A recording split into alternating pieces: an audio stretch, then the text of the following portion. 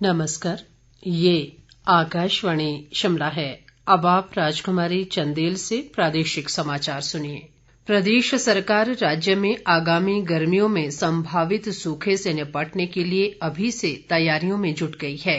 प्रदेश विधानसभा के शिमला में चल रहे बजट सत्र में आज प्रश्नकाल के दौरान जल शक्ति मंत्री महेंद्र सिंह ठाकुर ने कम वर्षा व बर्फबारी के कारण पैदा हुए सूखे जैसे हालात पर चिंता जताई और कहा कि सरकार द्वारा इनसे निपटने के लिए तैयारियां की जा रही हैं। महेंद्र सिंह ठाकुर ने कहा कि इस बार यदि वर्षा न हुई तो प्रदेशवासियों को जबरदस्त सूखे का सामना करना पड़ेगा।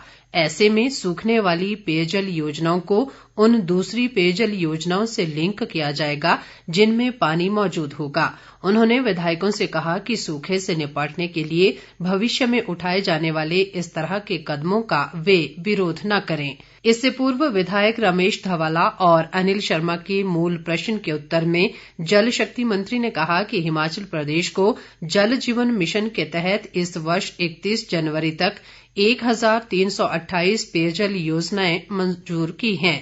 इन योजनाओं पर 555 करोड़ 81 लाख रुपए खर्च किए जा चुके हैं। महेंद्र सिंह ठाकुर ने कहा कि इन योजनाओं में से 931 पेयजल योजनाओं का सुधार और संवर्धन किया जा रहा है, जिन पर 525 करोड़ 56 लाख रुपए खर्च किए जा चुके हैं। महेंद्र सिंह ठाकुर ने रमेश धवाला के एक अनुपूरक प्रश्न के उत्तर में कहा कि प्रदेश को जल जीवन मिशन के तहत 663 करोड़ 80 लाख रुपए की देनदारियां लेनी है और ये 31 मार्च से पहले हिमाचल को मिल जाएंगी।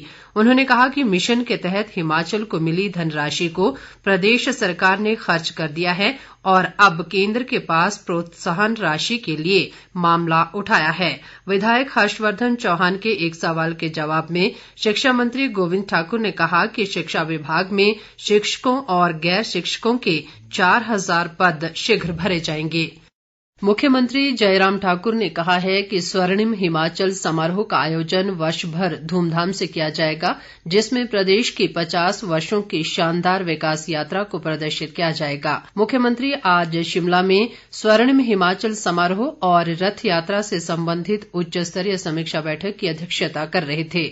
उन्होंने कहा कि समारोह के पहले कार्यक्रम में 15 अप्रैल को स्वर्णिम रथ यात्रा शुरू होगी, जबकि दूसरे भाग में वर्ष भर प्रदेश के विभिन्न भागों में 51 कार्यक्रम आयोजित किए जाएंगे। मुख्यमंत्री ने प्रदेश के गौरवशाली इतिहास के बारे में युवाओं को शिक्षित करने में विशेष बल दिया। उन्होंने कहा कि राज्य सरकार के संदेश को जन जन तक पहुंचाने के लिए स्थानीय कलाकारों की भागीदारी सुनिश्चित की जानी चाहिए। प्रदेश सरकार राज्य में अवैध खनन को रोकने के लिए प्रतिबद्ध है और इसके लिए कई कदम उठाए गए हैं।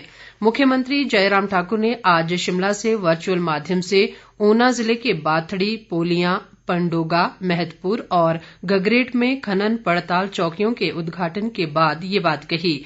मुख्यमंत्री ने कहा कि इन चौकियों सहित अन्य आवश्यक उपकरणों के निर्माण के लिए 1 करोड़ रुपए से अधिक की राशि खर्च की गई है। उन्होंने कहा कि अवैध खनन को रोकने के लिए राज्य सरकार ने कड़ी सजा का प्रावधान किया है।